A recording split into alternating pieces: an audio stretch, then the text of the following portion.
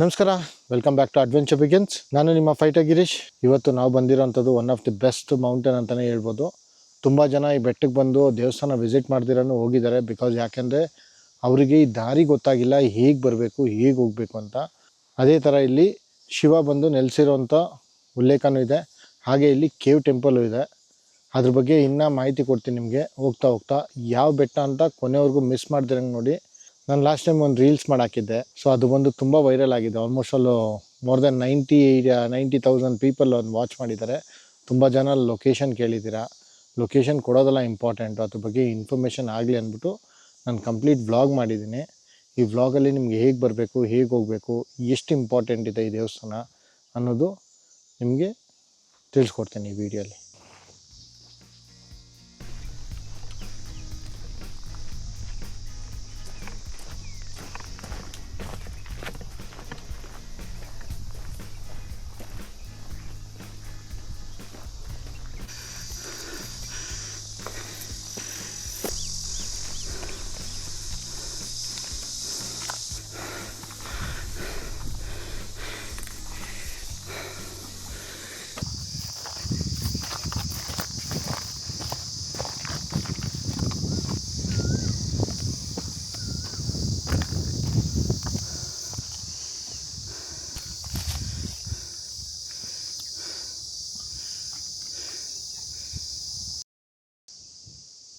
Okay, first identity ಬಂದ್ಬಿಟ್ಟು ಬೆಟ್ಟದ ಕೆಳಗಡೆ ಒಂದು ದೇವಸ್ಥಾನ ಇದೆ, ಈಶ್ವರನ ದೇವಸ್ಥಾನ.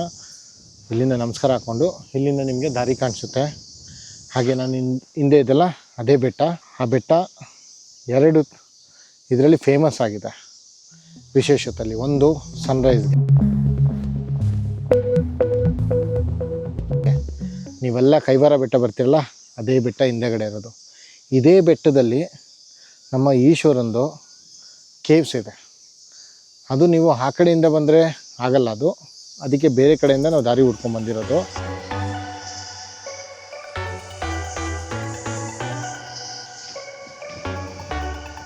ಇದು ಯಾವ ಬೆಟ್ಟ ಅಂತ ನಿಮಗೂ ಒಂದು ಕ್ಯೂರಿಯಾಸಿಟಿ ಇದೆ. ಹಾಗೆ ನಾನು ತುಂಬ ಹೊತ್ತು ನಿಮಗೆಲ್ಲ ವೆಯ್ಟ್ ಮಾಡಿಸಲ್ಲ. ಇದು ಬಂದು ತಪೇಶ್ವರ ಬೆಟ್ಟ.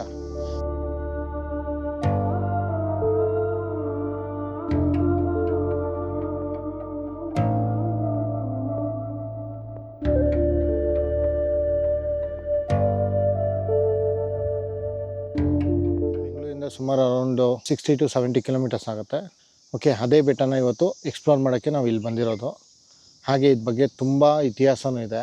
ಸೊ ಇದು ನನ್ನದೇ ರೀತಿಯಲ್ಲಿ ನಾನು ನಿಮಗೆ ಎಕ್ಸ್ಪ್ಲೇನ್ ಮಾಡೋಕ್ಕೆ ಹೋಗ್ತಾ ಇದ್ದೀನಿ.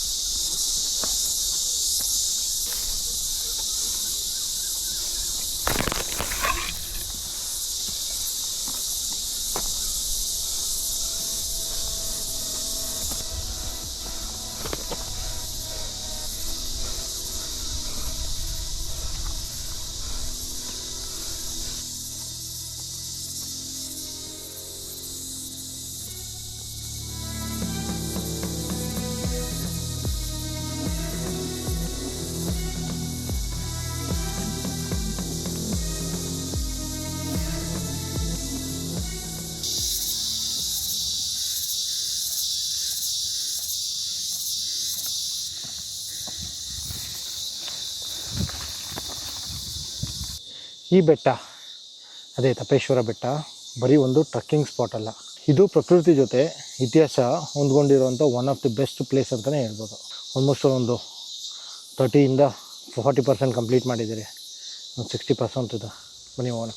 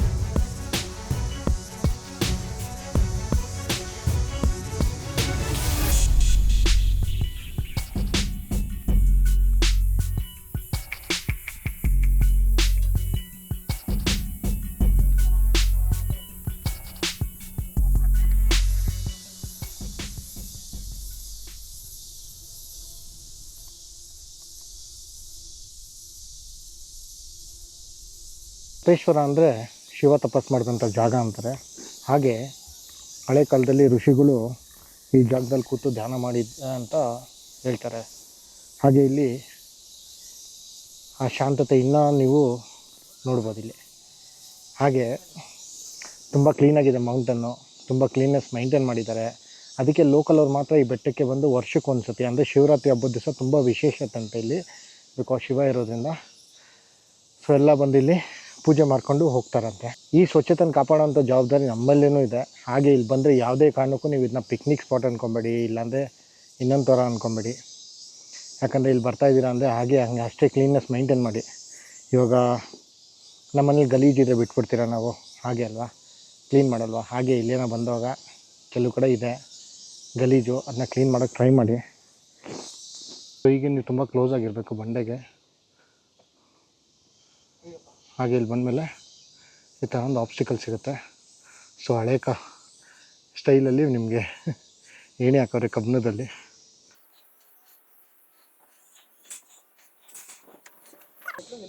ಕೆಳಗಡೆ ಅಲ್ಲೇ ದೇವಸ್ಥಾನ ಅದು.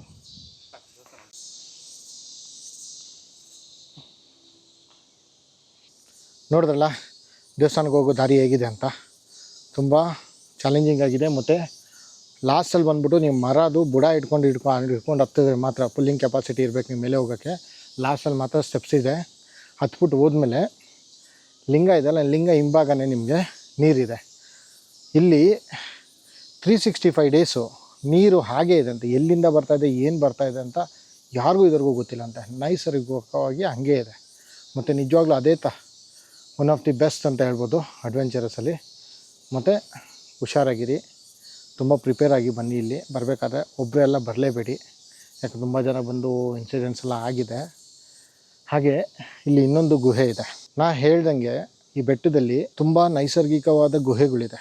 ಹಾಗೆ ಈ ಸ್ಥಳಕ್ಕೆ ಶ್ರೀ ಯೋಗಿ ನಾರಾಯಣ ಸ್ವಾಮಿಯವರು ಬಂದಿದ್ದಾರೆ, ಇಲ್ಲೂ ಅವರು ತಪಸ್ ಮಾಡಿದ್ದಾರೆ ಅಂತ ಲೋಕಲ್ ಅವರು ಹೇಳ್ತಾರೆ.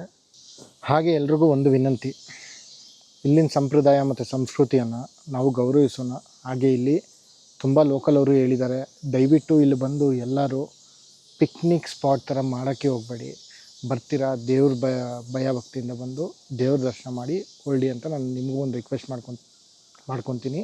ಹಾಗೆ ಇಲ್ಲಿ ಬಂದವಾಗ ನೀವು ನೋಡಿದ್ದೀರ ದಾರಿಯಲ್ಲಿ ಯಾವುದೇ ಥರ ಪ್ಲಾಸ್ಟಿಕ್ ಆಗಲಿ ಮತ್ತು ಅದು ಇದು ಕಸ ಕಡ್ಡಿ ಎಲ್ಲ ಏನೂ ಹಾಕಿಲ್ಲ. ಇಲ್ಲಿ ತುಂಬ ಕ್ಲೀನಾಗಿದೆ ಮೌಂಟನ್ನು. ಸೊ ಅದರಿಂದ ಏನಾಗ್ತದೆ, ಒಳ್ಳೆಯದು ಅಂತ ನಾವು ಅಂದ್ಕೊಳ್ತೀರಿ. ಹಾಗೆ ನಾವು ಕೆಲವ್ರು ಲೋಕಲ್ ಅವ್ರ ಹತ್ರ ಮಾತಾಡಿದಾಗ ಅವ್ರು ಅಂದರು, ನೀವೆಲ್ಲ ಬಂದರೆ ನಮಗೂ ಖುಷಿ ಆಗುತ್ತೆ ಅಂತ. ತುಂಬ ಚೆನ್ನಾಗಿದೆ, ನೀವು ಹೋದಾಗ ಅವ್ರಿಗೂ ಖುಷಿ ಆಗುತ್ತೆ. ಅವ್ರು ಹೇಳೋದೇನು ಅಂದರೆ ಇಲ್ಲೆಲ್ಲ ಬಂದಾಗ ನೀವು ಯಾವಾಗೋ ಒಂದು ಸತಿ ಬಂದಾಗ ಪ್ಲಾಸ್ಟಿಕ್ ಮತ್ತು ಅದು ಇದು ಗಲೀಜೆಲ್ಲ ಮಾಡಿಬಿಟ್ಟು ಹೋಗ್ಬಿಡಿ ಅಂತ ಅವರು ರಿಕ್ವೆಸ್ಟ್ ಮಾಡ್ಕೊತಾರೆ. ಅವ್ರಿಗೂ ತುಂಬ ಖುಷಿ ಆಗುತ್ತೆ. ನೀವು ಬೆಂಗಳೂರಿಂದ ಬಂದಾಗ ಇಲ್ಲ ಎಲ್ಲಿಂದ ಹೊರಗಡೆಯಿಂದ ಬಂದಾಗ ದೇವಸ್ಥಾನದ ಬಗ್ಗೆ ಎಲ್ಲ ಕೇಳಿದಾಗ ಅವ್ರಿಗೂ ಖುಷಿ ಆಗುತ್ತೆ. ಅವರೇ ಕರ್ಕೊಬರ್ತಾರೆ ನಿಮಗೆ ಕೆಲವರು. ಹಾಗೆ ನೀವು ಬನ್ನಿ, ಸ್ಥಳನ ನೋಡಿ, ಭಕ್ತಿಯಿಂದ ನಮಸ್ಕಾರ ಹಾಕ್ಕೊಳ್ಳಿ. ಹಾಗೆ ಏನು ಗಲೀಜು ಮಾಡ್ದಿರಂಗೆ ಇಲ್ಲಿಂದ ಹೊರಡಿ ಅಂತಲೇ ಅವ್ರು ಹೇಳ್ತಾರೆ. ಯಾಕಂದರೆ ಇದು ನಾವು ಪೂಜೆ ಮಾಡೋ ಅಂಥ ಸ್ಥಳ ಇದು.